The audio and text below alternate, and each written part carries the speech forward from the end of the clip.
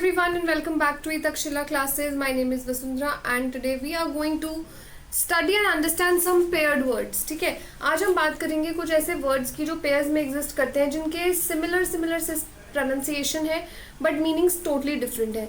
अगर आप CDS exam को बहुत टाइम से फॉलो कर रहे हो तो आपको ज़रूर पता होगी ये बात कि इस बार भी और इससे पहले भी ये वर्ड्स जो हैं ये पेपर में आ चुके हैं. तो कुछ एक जो बहुत इंपॉर्टेंट है उनको हम इस वीडियो के थ्रू समझने की और पढ़ने की आज कोशिश करेंगे. ठीक है, देखिए सबसे पहले है अफेक्शन और अफेक्टेशन. इनमें क्या फ़र्क है? देखिए अफेक्शन का मतलब है किसी के साथ लगाव या जिसे हम कहते हैं अटैचमेंट. लेकिन अफेक्टेशन का मतलब होता है दिखावा, बहुत ज़्यादा प्रिटेंशियस बनना. ठीक है, फ्लॉन्ट करना बहुत ज़्यादा. So that is the difference between the two words, affection versus affectation. Affectation मतलब दिखावेबाजी करना. ठीक है, अब बात आती है allude और illude की. देखिए allude का मतलब होता है कोई इनडायरेक्ट रेफरेंस, कि किसी इनडायरेक्ट तरीके से किससे बात करना. Like he alluded him to go to the play, right, indirectly पूछना. और elude का मतलब क्या होता है? escape, भाग जाना वहां से. That is the difference between allude and illude.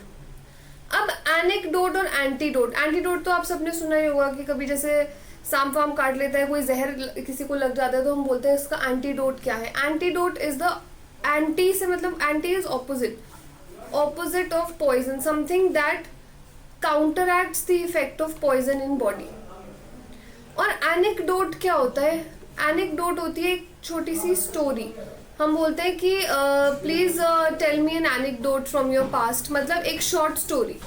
So that is the difference between anecdote and antidote. Clear? Very simple.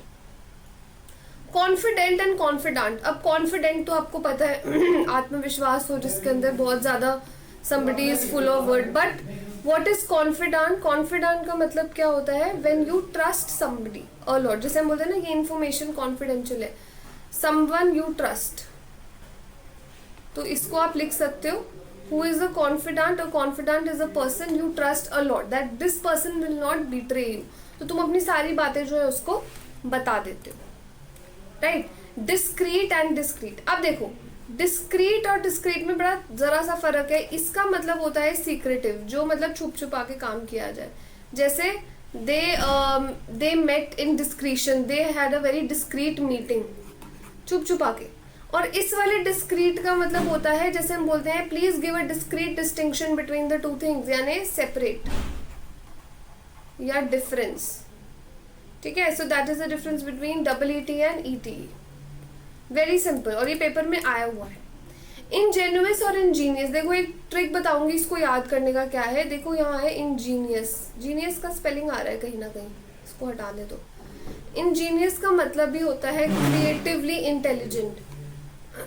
क्या होता है इसका मतलब? Creatively intelligent.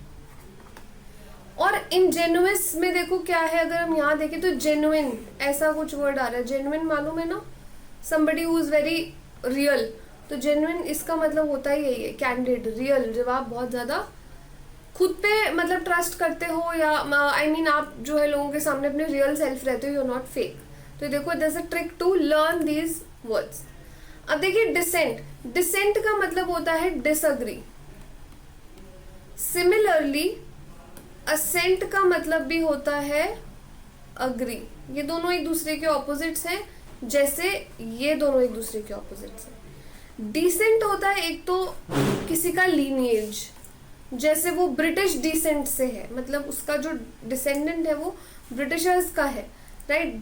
डिसेंट की अगर मैं बात करूं इट मीन्स जैसे असेंडिंग डिसेंडिंग, तो डाउनवर्ड.